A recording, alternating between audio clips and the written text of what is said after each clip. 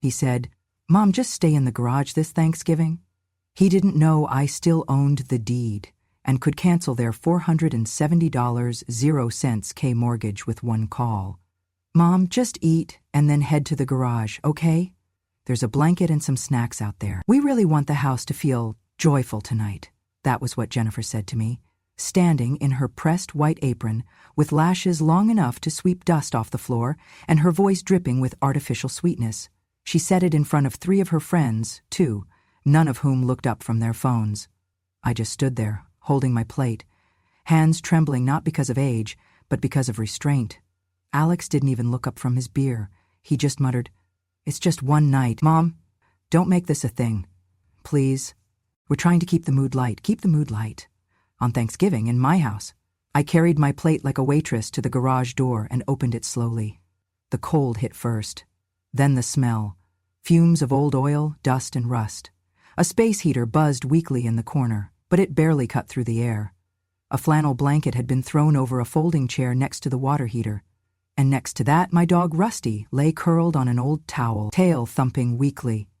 I sat down without a word, placed the plate on my knees, and let my eyes adjust to the dim light. The food was cold, the turkey dry. The mashed potatoes were instant. I ate slowly, quietly, each bite settling into my stomach like a weight of insult more than nourishment. I could hear the laughter through the wall, real laughter, the kind that comes with too much wine and not enough decency. Rusty put his head on my foot. "You know, I've stayed quiet a long time, years, not because I was weak, but because silence is where you learn what people really think of you, what they'll say when they think you don't matter, what they'll do when they think you won't push back. But if you feel justice deserves celebration, smash that hype button. Let us keep stories like this alive, echoing far, far away. Your support helps us bring understanding and love to those who deserve it. Thank you so much. Keep listening, because this is not the story of a sad old woman sitting alone on a holiday. This is the story of how I let them believe I had nothing left, so they could show who they truly were." Alex and Jennifer weren't always like this. Or maybe they were and I refused to see it. When Alex lost his job 6 years ago, they came to me desperate. They couldn't pay the mortgage. Jennifer was pregnant with Ava. They had nowhere to go. I opened my door, my heart, and my wallet. I sold my gold bracelet, my mother's gift to me on my wedding day. I used it to cover 3 months of their back payments. I co-signed a refinance for them when the bank wouldn't touch Alex's credit. I gave them my house deed to use as collateral for a second mortgage because, and I quote, "No one else will help us, Mom." I fed them, housed them. I slept on the couch while they took my bed and turned my sunroom into a nursery. And when Alex got a new job and they started making money again, Jennifer decided the house was too many framed photos of my husband in uniform, too many rosaries, too many outdated wooden chairs. She began redecorating, little by little, until nothing in that house looked like me anymore. Then they said it was their turn to host Thanksgiving. I said yes, like I always did. But what they really meant was, "It's your turn to be invisible." Jennifer's Instagram said it all. Thankful for fresh starts, clean energy, and chosen family. Not a word about me. Not a word about the woman who built the very floor she walked on. You see, that's the thing about entitlement. It doesn't whisper. It announces itself like a trumpet blast, expecting you to applaud. But I didn't clap. I sat in the garage and listened. I heard Jennifer say, "I told her the garage would be quieter and she just went, no fight at all. Old people really don't get how lucky they are." I heard Alex chuckle and say, "She's always been like that. Passive. Easier this way. Easier." They thought I was easy. But the thing about people like me is, we don't fight in the open. We fight with memory, with documents, with truth.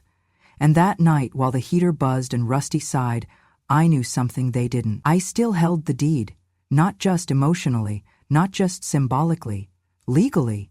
And with one phone call, I could cancel the $470,000 mortgage they thought they controlled, because they had used my property to secure it, because they had never removed me from the title, because while they played house, I made sure the foundation stayed mine. That was the night I stopped being quiet.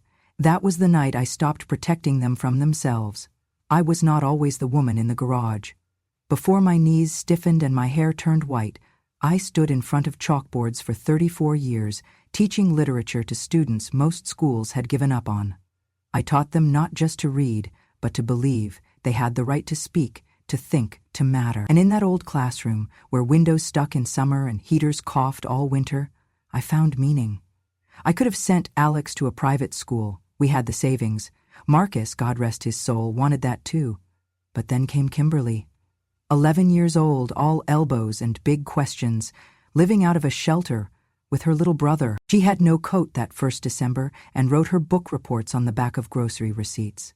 I used the tuition money, bought coats, food, paid a month's rent for her mother, quietly, without ceremony. Alex never forgave me. Years later, when he learned the truth, he looked at me like I had betrayed him, like I had stolen something sacred and given it away to strangers. So I was second priority, he said. He was 17, angry, hurt, and I did not know how to explain that sometimes doing right means not doing easy. Jennifer came into our lives like a gust of expensive perfume and stiletto confidence. I tried, I did. I offered my wedding pearls for her bouquet, helped hand-stitch her veil, cooked every dish for their engagement dinner by hand. But I made one mistake, one I will never be allowed to forget. I told her once, after she snapped at the waitress for bringing the wrong wine, that being kind is more lasting than being right. She never looked at me the same. From then on, I was the fossil in the corner. The antique, the outdated voice with out-of-date values. She would compliment my cooking with the kind of smile people reserve for children's drawings. Polite, condescending, empty. She redecorated my kitchen while I was in the hospital for a minor fall, that it needed to feel fresh. Threw out the lace curtains I hemmed by hand, the ceramic cookie jar Marcus bought in 1982, even the hand-painted rooster tiles we picked on our 10th anniversary. "To country," she sniffed. "We're going for a clean, minimalist vibe." Yet she had no problem using my china when her book club came over, or wearing my vintage brooch on Thanksgiving, or stretching out on the couch Marcus built with his own hands when she was tired. The hypocrisy did not end there. She called my teapot witchy, my quilts smothering, said I dressed like an ad for depression. But when her friends asked about the cozy charm of the home, she'd say, "Oh, we kept some of his mom's touches, for the character." Character. That is what I had been reduced to, a backdrop, a branding prop. Never mind that the mortgage on this house, this very house, was saved by my retirement fund when Alex lost his job in 2008. Or that the second time he nearly went under, I sold my wedding bangles, gold, passed down from my grandmother, to clear his debt. They were married, struggling and humiliated. They moved in. I made room. Now I was just in the way. But make no mistake, memory is not soft. It sharpens, hardens, cuts through even the glossiest filters and fake smiles. And friends, if you feel justice deserves celebration, smash that hype button.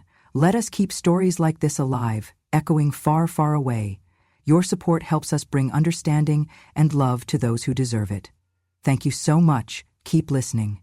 The irony? Jennifer once laughed in front of her influencer friends and said, "You can always tell old money by the ugly furniture." She was sitting in my mother's rocking chair. They sipped wine, chilled in my icebox. They staged Instagram photos on the very porch I power washed with arthritic hands. But to her, I was an inconvenience, a whisper in the wrong aesthetic, a flaw in the filter. Alex no longer called me Mom when friends were around. I was Anne, as if being his mother had expired when I stopped paying for things.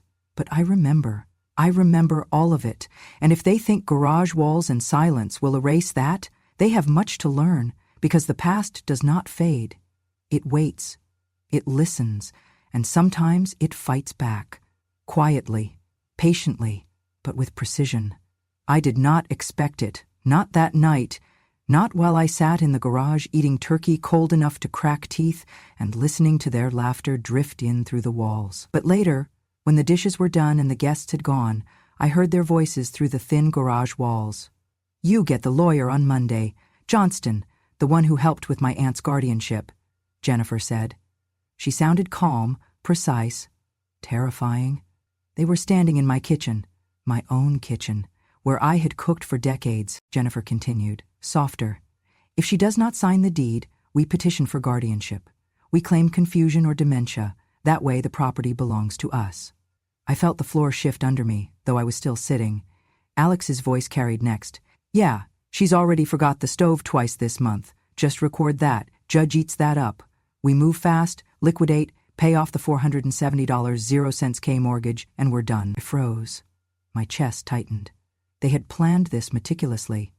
I sat there, not moving, but my mind raced. They intended to corner me. With forged test results, selective editing of my forgetfulness, with a tape of me asking for the salt 3 times in one meal cloaked as confusion. They had even placed a camera in my kitchen. I saw the light blinking once, small, nearly invisible behind the spice rack. That's to catch me asking the same question repeatedly, a staged moment to justify their case, that I was no longer capable of managing my affairs. Their words weren't just cold, they were a confession. They meant to rewrite everything, including the history of who built this home. I stayed silent. Inside, something snapped. Not with anger, but a kind of awakening. They revealed their true selves that night. My own son and his wife plotting against me. The woman who had sheltered them in the storm. The woman who sold her wedding gold to keep them afloat. They called this a home, but it was a battleground. And I had lived it with grace for decades. But grace was not silence. That night, under the weeds rattled by the ductwork and the buzz of the garage light, I made a quiet vow. Let them think I am helpless. Let them think I will cave. They had waited for that moment, but they had not counted on my memory. They had not counted on the law. They had not counted on me. Because when the time comes, the person who built the foundation still holds the keys, even if they are told to sit in the dark. And I am still holding mine. I could not confront them yet. Their plan was too sharp, too well rehearsed. So I chose another weapon, silence, backed by law. I called Mia, my old student from 30 years ago.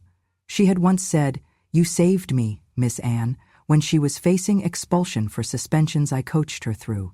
She is now an estate lawyer, nimble and fierce. Mia arrived one afternoon while Alex and Jennifer were at a seminar in Dallas. I told her everything. The garage dinner, the hidden camera, the script for dementia. She listened, nodded, and opened her laptop. That house, she said quietly, is prime for asset protection. We'll turn it into a charitable trust. I did not ask questions. I knew what that meant. No sale, no hijacking. Even if they got guardianship papers stamped, the law could shield the home, layer upon layer, until they tapped out. We filed paperwork. We created the Veterans Legacy Home Trust, named in honor of Marcus and the teachers of color I once taught. The house became the corpus of a nonprofit trust, with me as the appointor and Mia as successor trustee. Paperwork clearly stated no conveyance, sale, encumbrance, or transfer, unless signed by the grantor, that is me, in the presence of 2 independent witnesses. Then the twist. Even if a court declared me incapacitated, the trust remained intact and immune. Guardianship gives control over person or finances, but not over an irrevocable trust created while the grandfather was still capable. It's a known protective structure, favored in asset law for exactly this reason. So even if Alex or Jennifer petitioned for control, they'd find themselves staring at a legal maze with no exit. I continued my routine. I baked pies, patched old clothes, hummed hymns in the afternoon. Alex came in and asked for spaghetti. I served it. Jennifer said, "Thank you, that was super." I smiled and added, "You're welcome." But underneath I was changing the locks, not with bolts but with statutes. The trust would be enforced by law, not by force. Then one afternoon, when they were again planning in the living room, Mia called to say the certificate had arrived. It was real. Filed, recorded, notices to the Attorney General, the works. The trust was active. That night the garage felt different. Not lonely, but expectant. Like the house itself knew I had laid a trap. Like every board and beam stood straighter in pride. Anne would fight, silently but with blueprint clarity. And when they finally sought the deed to foreclose or to claim guardianship, they would find the fortress already built. Because sometimes the strongest defiance is not noise, but paperwork, precision, and patience. They called it a friendsgiving. Jennifer's term, not mine. She spent days planning, color coordinating the throw pillows with the napkin rings, hiring a florist for something called a tablescape. The house smelled like cinnamon candles and curated perfection, but nowhere in her plans was I mentioned. Unless you count the note she left on my door that morning. A soft knock, then paper sliding under the crack. No words, no eye contact, just this. Please wear the beige apron during the event. Stay near the kitchen. We'll call if we need help with the kids. Try not to interrupt the live stream. I held the note like it might sting. Beige apron. Near the kitchen. Help with the kids. Not a guest, not even family. Just a silent, faceless presence, a prop in their performance. By noon the guests arrived. Young couples, filtered and filtered again, the kind who say, "We're manifesting a wine sponsorship," and mean it. Every laugh was half a decibel too loud. Every compliment sounded like a Yelp review. The air reeked of artificial gratitude. Jennifer wore cream silk and a permanent smile. This home, she declared during her introduction, has so much history. It belonged to Alex's mother, who now lives with us and helps out. She's sort of our built-in childcare/kitchen angel. I stood frozen, just out of frame, my beige apron crisp against my Sunday dress. No one looked at me. I wasn't meant to exist beyond the margins, until one woman, tall, glossy hair, teeth too white to be real, wandered into the kitchen and spotted me arranging the pie trays. "Oh," she gasped, surprised. "You must be the housekeeper. Jennifer is so lucky." "Here," she smiled and pressed a folded bill into my hand. "Happy holidays, sweetie." It was $5. I did not correct her. If you feel justice deserves celebration, smash that hype button. Let us keep stories like this alive, echoing far, far away. Your support helps us bring understanding and love to those who deserve it. Thank you so much. Keep listening. Later, during dessert, I stepped into the dining room just to remember what a real Thanksgiving used to look like. That was my mistake. "Mom," Jennifer hissed, rushing over with a camera in her hand, "can you please stay out of the background? We're live streaming, and the lighting's not flattering." I stared at her. "I mean, the apron's cute and all," she added, forcing a laugh. "But it's giving Downton Abbey meets thrift store." One of her friends chuckled. Another whispered, "Did she just come out of the pantry?" I tried to turn, to leave with some dignity, but then Alex chimed in. "Come on, Mom, it's just a few hours. Don't make it weird, everyone's watching." As if I was the one disrupting their carefully edited illusion. And then Jennifer, with her flawless makeup and flawless malice, looked me up and down and said it. "Well, no offense, but you do kind of look out of place. Maybe stick to the kitchen? The vibe's more youthful out here." I didn't move. "Okay, then at least," she reached for her phone, "could you just not look so lost? You're kind of killing the aesthetic." The words didn't sting, not because they were kind, but because they were expected. She had been erasing me for years. Today, she simply made it official. One guest, a young man with a craft beer in hand, walked over and asked, "Excuse me, do you know where the host keeps the corkscrew?" He paused, seeing my eyes. "Oh," he said, embarrassed. "Sorry. I thought you were staff," Jennifer overheard and giggled. "She kind of is." Another laugh, another sip, and then the final humiliation. The doorbell rang. Jennifer rushed to answer it, greeting two influencers who arrived with a ring light and monogrammed wine bottles. "This is the content crew," she squealed. "They're doing a segment on our 3 generations, 1 table feature. Isn't that cute?" But when the camera panned across the table, she blocked me with her body. "Let's get the kids on this side," she said quickly. "Anne, can you help with the pie in the kitchen?" I didn't respond. I stood there, beige apron tight around my waist, in a house I built, surrounded by strangers taking pictures of a life I no longer recognized. The camera passed me like I was a coat rack. I took a seat in the far corner, near the dog's bed, next to the utility shelf stacked with Jennifer's seasonal decor bins labeled Spring Mood and Fall Cozy. They had assigned me a folding chair. No placemat. No name card.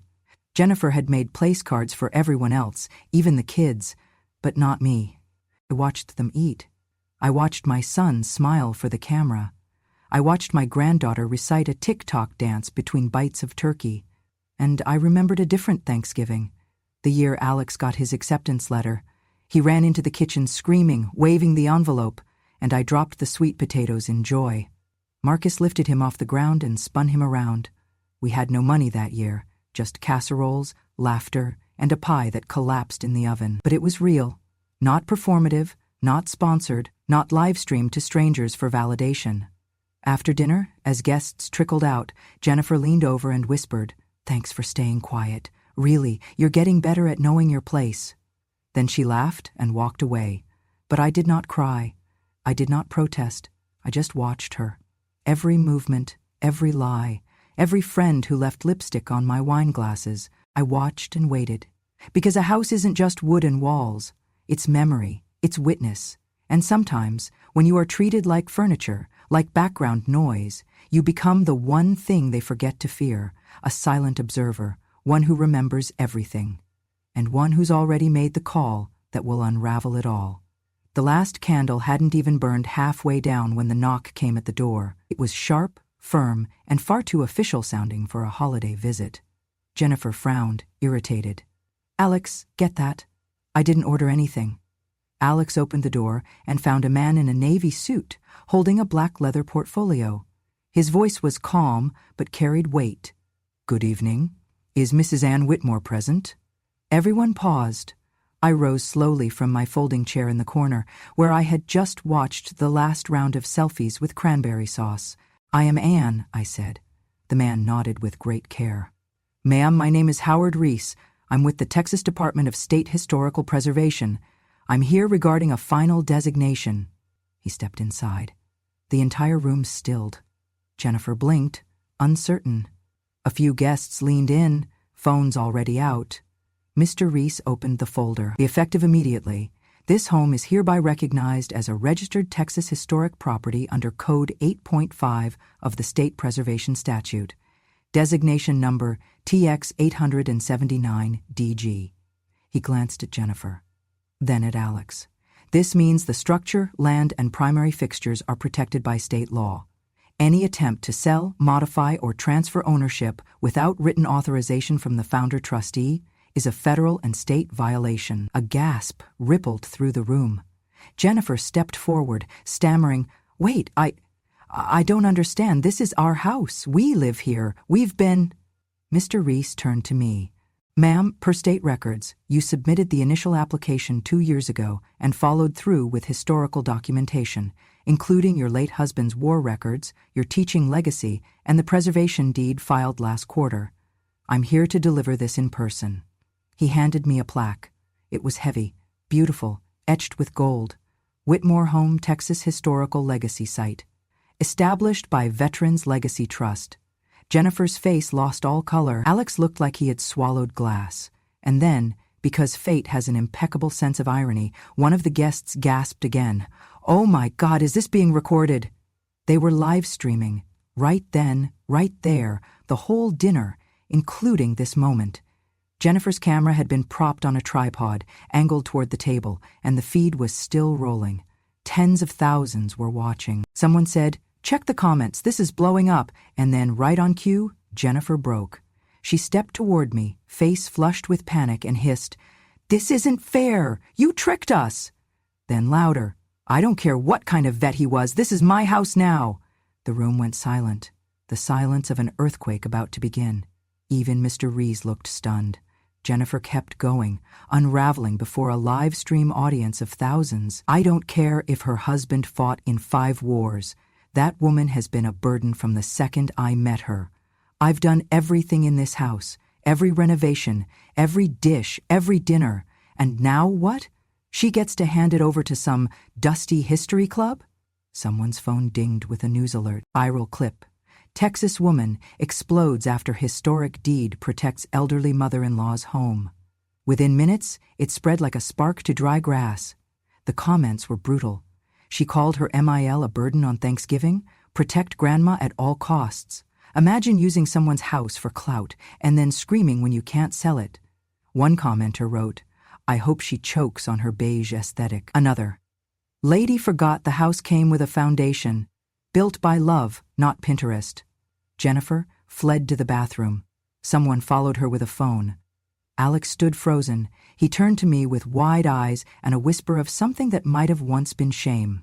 Mom, what did you do? I looked at him, really looked. You called me forgetful, I said. You plotted behind my back. You tried to declare me incompetent. I held up the plaque. This is my home, my legacy. You just live here. No one applauded, but no one needed to. I had taken back the ground beneath their curated feet. With law, with love, with timing. They had tried to erase me from the picture. Now they would be remembered forever as the ones who tried to evict a veteran's widow, live in front of the whole nation, and I would be remembered as the woman who did not leave the table, even when they begged me to disappear. Justice has a funny way of arriving. It does not kick down doors. It doesn't always wear a badge or bang a gavel. Sometimes it arrives in quiet emails, closed-door meetings, and HR memos marked urgent. Jennifer lost her job 2 days after the live stream went viral. The school board called it a violation of ethical conduct unbecoming of an educator. Their statement was concise: no place in our classrooms for those who publicly demean the elderly, especially veterans' families. They offered her a severance package if she agreed to resign without protest. She refused. They fired her anyway. The influencer deals dried up next. No more sponsored skincare sets. No more collaborations with farmhouse decor brands. Screenshots of her tantrum had gone everywhere. The screaming, the red face, the shriek of "This is my house," replayed with captions and laughing emojis. They called her Thanksgiving Karen. Alex didn't fare much better. Turns out, when you list your home on the market while trying to stage a fraudulent transfer of title, certain brokers get nervous. Their agent filed a claim for breach of contract and legal misrepresentation. A judge ordered Alex to cover the fees. That alone would have sunk them. But the IRS was next. The viral attention unearthed more than shame. It uncovered side income they never reported, gifts from unregistered consulting gigs, unreported loan forgiveness from Jennifer's mother, even past due tax filings for a podcast that Alex claimed never made money. It did. Now he was under audit. Now they were afraid. They received official notice from the state trust administrator that their residency in the home was temporary at the sole discretion of the founder. That founder was me. Mia filed the revocation order on my behalf. They had 30 days to vacate. No appeal, no negotiation, no loophole. Their bank account had just enough for a deposit on an apartment, but every application came back denied. Background checks linked them to the viral video. Some landlords outright laughed. Jennifer broke down one night in the hallway. I found her curled against the linen closet door, mascara running, fists clenched. "Please," she whispered. "We don't have anywhere else." Alex stood behind her, arms crossed, eyes red but dry. "Mom, we screwed up. We know that. But you don't want your grandkids out on the street, do you?" I looked at him for a long time. Then I said what had waited decades in my chest. "You once said I was just a dusty antique in the background." He looked down. I continued, "Well now, you can stay out of the frame, just like you wanted." He blinked. "I don't understand. You and Jennifer built a life without me, without my values, without gratitude. So go ahead, build your future without my roof," Jennifer whimpered. "We were just trying to start over." "And I'm just trying," I said softly, "to finish with dignity." They moved out on the 29th. Took nothing but clothes and an espresso machine. I kept the photos, the papers, the plaque, and the silence they left behind. It was the most honest sound they had ever given me. The house no longer smells like tension. Now it smells of old books and children's laughter, of chalk dust, warm coffee, and stories long overdue to be told. 3 months after Alex and Jennifer left, the transformation began. Slowly, deliberately, like stitching a wound closed, not just painting over the scar.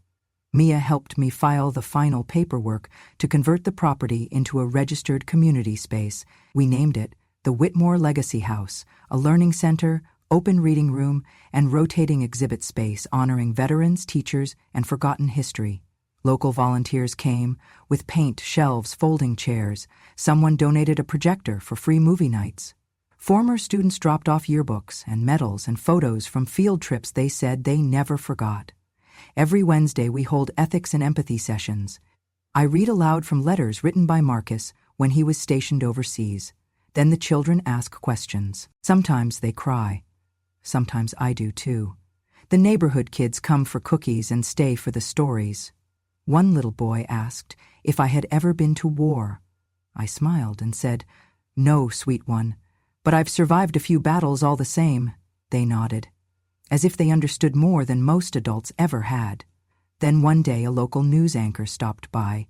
She wanted to do a feature about the viral grandma who outwitted her son and built a legacy instead. I hesitated, but then I stood in the very dining room where I had once been told to stay out of frame. This time, they angled the lights to make sure my face was seen. They asked if I had anything I wanted to say to the world. I looked at the camera and said, simply, "I don't need an apology. I just need people to remember him and remember what is right." That clip aired statewide. Donations poured in. A new garden was planted out back, filled with native Texas flowers and hand-painted stones by schoolchildren. I sit there often, watching the bees, listening to laughter that doesn't come with mockery. One Saturday, a little girl with freckles and wild curls tugged on my skirt as I was sorting books in the library room. "Excuse me," she whispered shyly. "Can I ask you something?" "Of course," I said. She bit her lip, then looked up. "I want to grow up to be just like you." I blinked, then knelt beside her.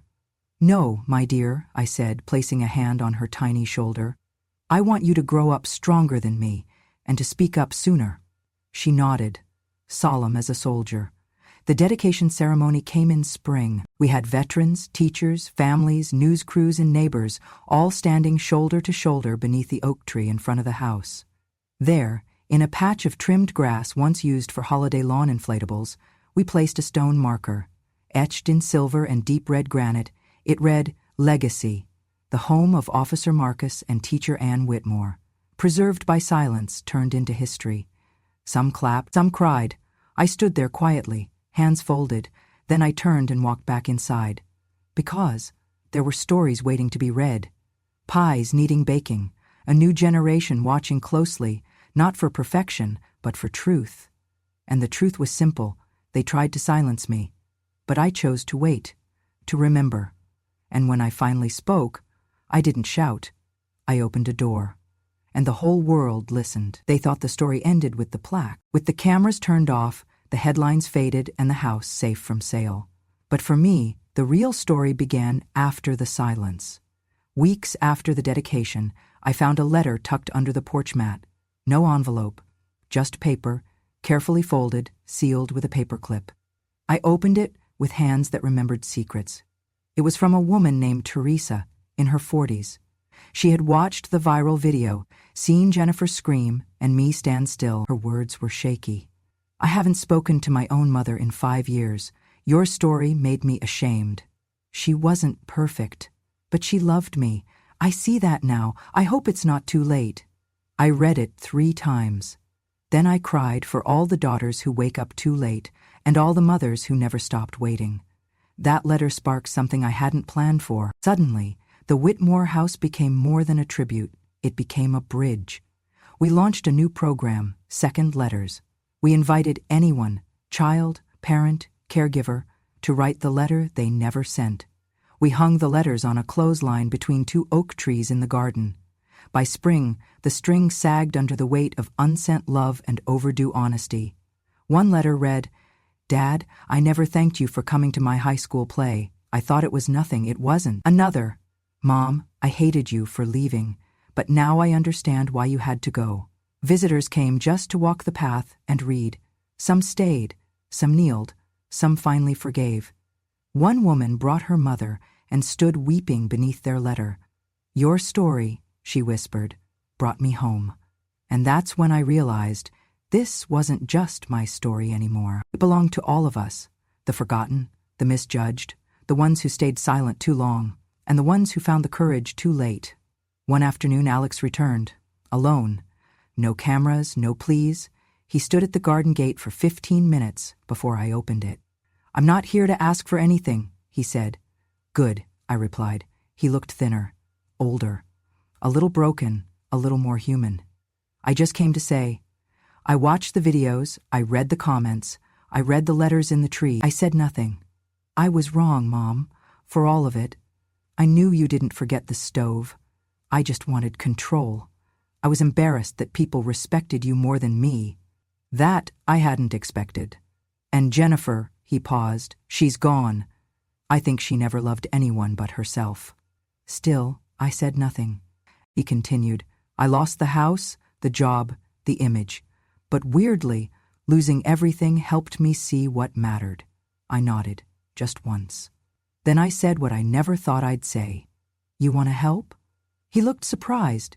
Yes, he said quickly, anything. I handed him a stack of letters. Start reading. He sat under the oak tree among strangers' regrets and read until dusk. He came back the next week and the next. Eventually, we let him speak to a group, not as my son, not as a cautionary tale, but as a man trying to learn what legacy truly means. He volunteers now, quietly, humbly. We don't talk about the past, not out of denial, but out of purpose. But one afternoon, I saw him pause by the second letter's line. He stood there for a long time, reading the notes fluttering in the breeze like silent apologies. Then, slowly, he took a pen and wrote one of his own. He clipped it at the very end of the string, where the sun hit hardest. I never read it, but I saw how he touched the paper afterward, like it was both confession and release. Later that day, a teenager asked him, Do you think people really change? He looked at me briefly, then answered, Only if they remember what they forgot and mean it. And in that moment I saw not just my son, but a man unlearning pride, one truth at a time. As for Jennifer, I don't know where she is, but I know where I am, and that finally is enough. The house breathes again. Every creak in the wood, every breeze through the curtains tells me Marcus would be proud, not of the fight, but of the finish, of what we turned pain into, of how we turned a garage exile into a garden of reconciliation. And so, to those listening now, if you've been made to feel small, erased, edited out of your own life, I see you. If you've held on to memory like it's the only weapon you had, I honor you. And if you think your story is over, let this be your reminder. It's not. Sometimes the quietest chapters come right before the most unforgettable ones. And that was my story. Not because I wanted revenge, but because I wanted the truth to live longer than silence. If this story touched your heart, made you pause, or reminded you of someone who deserved better, don't let it vanish into the scroll. Subscribe to Grandma True Stories for more true stories from quiet voices that refuse to stay forgotten, because wisdom doesn't shout, it remembers. And when a grandma speaks, the world finally listens. Thank you for watching. Stay kind, stay brave, and never underestimate the quietest woman in the room.